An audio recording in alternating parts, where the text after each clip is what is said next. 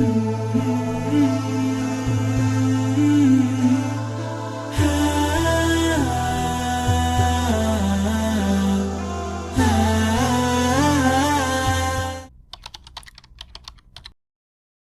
timbulnya aliran-aliran yang nyeleweng seperti jaringan Islam liberal. Itu karena apa? Itu orang tergiur dengan kemajuan orang-orang kafir, silau dengan kemajuan orang-orang kafir, akhirnya down mentalnya. Ketika mentalnya sudah down, jatuh, maka timbullah aliran-aliran sesat itu yang mencampur aduk agama dengan budaya-budaya atau dengan pemikiran-pemikiran orang-orang kafir. Falamma nasu ma dzukkiru bihi fatahna 'alaihim abwaaba kulli syai'. Ketika mereka telah lupa dengan peringatan yang diberikan kepada mereka, maka justru fatahna 'alaihim abwaaba kulli syai', aku buka untuk mereka pintu segala sesuatu. Pintu kekayaan, pintu kemenangan, pintu kemajuan, pintu segala dibuka. Hatta idza farihu bima utu, sehingga ketika mereka telah bergembira ria dengan pemberian-pemberian tersebut, akhadnahum baghtatan fa idahum mublisun, maka aku siksa mereka secara tiba-tiba mereka jadi putus asa. Ceritanya seperti itu. Kalau sudah dakwah datang, orang-orang kafir tidak mau menerima, maka itu nanti yang terjadi itu justru nampaknya orang kafir tambah maju. Akhirnya kemudian kehancuran. Dan ini seperti itu telah berulang-ulang di dalam sejarahnya Namrud, sejarahnya Fir'aun, sejarah Persia, sejarah Romawi. Maka kita ini jangan tertipu dengan keadaan sekarang ini. Orang-orang kafir maju ekonominya, maju teknologinya, maju olahraganya, maju, segalanya maju.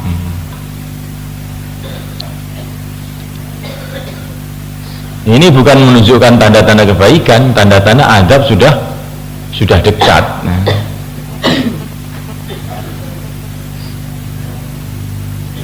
Katanya para masyayikh kita seperti ayam. Ayam itu kalau disembelih, begitu disembelih, kalau sudah mau mati itu malah meloncat-loncat dia. Ini meloncat-loncat ini bukan sehat ini. Kalau orang nggak ngerti, wah tambah sehat disembelih. Ini sekarat, bukan sehat ini.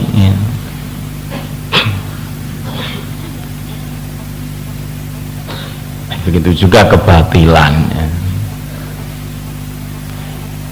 Ini Fir'aun ketika datangnya dakwah Nabi Musa malah merajalela kezalimannya.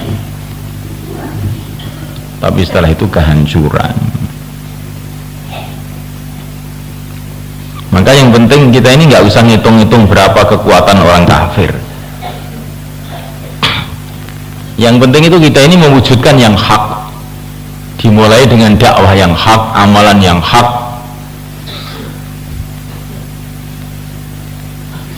Dunia ini ada penguasanya. Nanti kalau yang hak itu sudah datang, yang batil itu akan hancur, dihancurkan oleh Allah SWT. Mafhum ya kawan?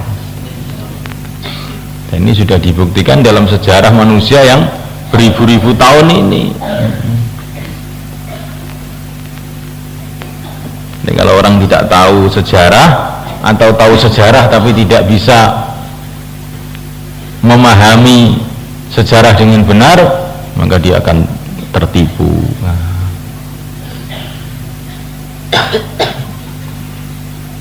Dengan kemajuan orang-orang kafir.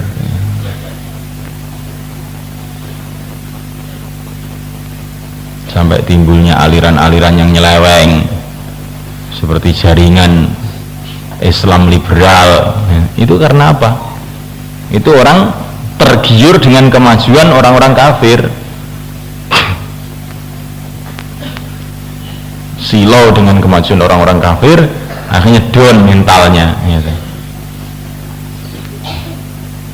Ketika mentalnya sudah down, jatuh, maka timbullah aliran-aliran sesat itu yang mencampur aduk agama dengan budaya-budaya atau dengan pemikiran-pemikiran orang-orang kafir,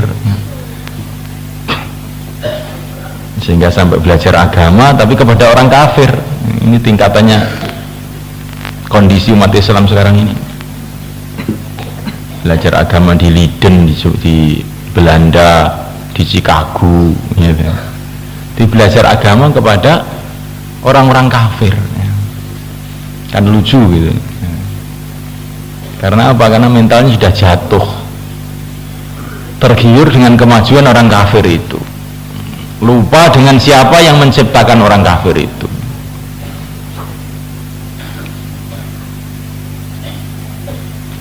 Tergiur dengan dunia, lupa dengan yang menciptakan dunia. Jadi hakikatnya masalah iman.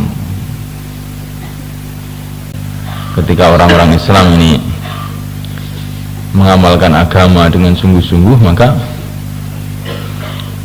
terus meluas kekuasaannya sampai ke timur, ke barat. Tapi ketika orang Islam ini mulai meninggalkan agamanya tidak dijaga, maka kekuasaannya jadi menyempit sampai ditindas sama orang-orang kafir. Astagfirullahaladzim. Tapi kalau kita membaca sejarah, itu penulis-penulis sejarah itu sendiri tidak paham gitu. Penulis-penulis sejarah itu cuma menulis sejarah ini negara berdiri, negara hancur, negara berdiri, negara merosot, negara hancur, berdirinya negara ini tahun sekian, runtuhnya tahun sekian, berdirinya tahun sekian, runtuhnya tahun sekian, tanpa memahami apa sebab keruntuhan dari negeri-negeri itu. Padahal keruntuhan dan berdirinya satu negeri itu ada kaitannya dengan agama.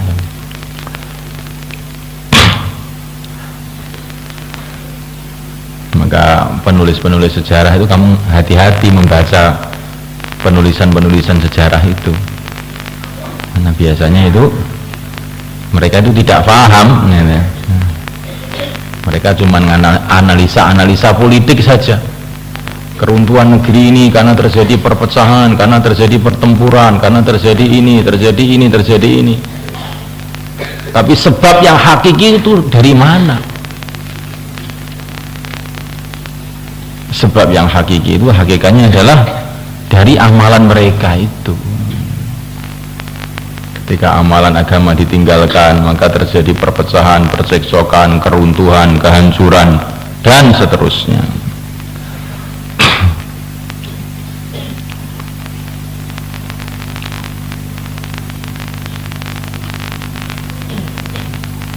Karena dunia ini ada penguasanya, ada penentunya, Allah Subhanahu wa ta'ala. Maka segala sesuatu yang ada di dunia ini sebetulnya itu kalau kita renungi ya, mesti ada sebabnya yang ghaib gitu. Ini pandangannya orang-orang ahlul iman. Nah, sebab yang ghaib tadi kaitannya adalah dengan agama. Dengan agama.